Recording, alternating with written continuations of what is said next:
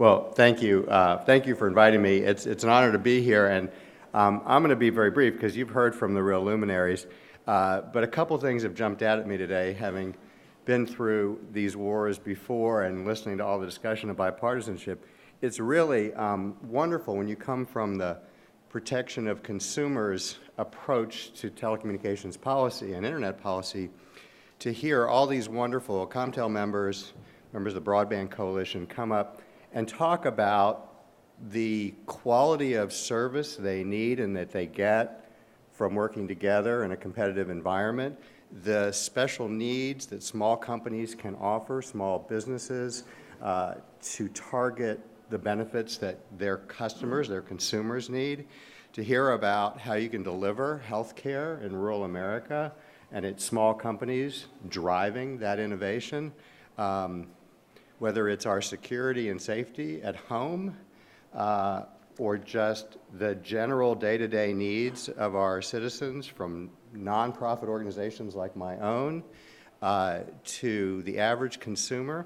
It's the members of ComTel and that Broadband Coalition who I think this morning really described something that we don't think about every day. We think about the big companies, the AT&Ts, the Verizons, and all the policy fights, but it's these small companies who are there because of the law, I would argue.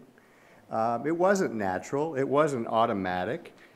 You've been hearing all this discussion about the wonders of competition, but competition is hard. Competition isn't easy because, as Senator Markey described it, there was a monopoly that was a fundamental bottleneck.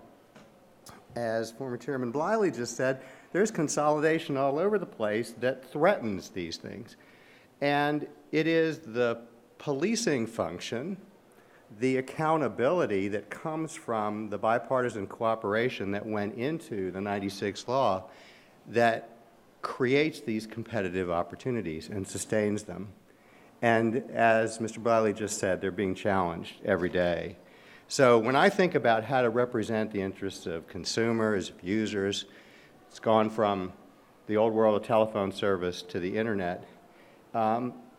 This building reminds me of something really important that goes beyond, I believe, what everybody has said today.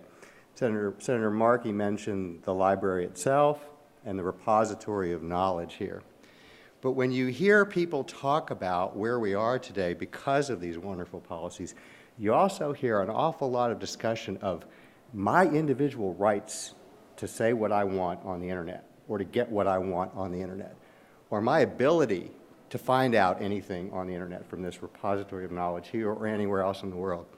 And what we have kind of walked ourselves into is something I think that's even deeper than what we were thinking of in 1996 as we were opening the door to competition.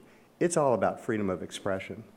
This is now, and it's interesting to see in an FCC proceeding, even those words pop up in a notice of proposed rulemaking. I mean, that's not by chance. That's because what has been developed here around competition are not just all those wonderful things you heard from all the companies this morning.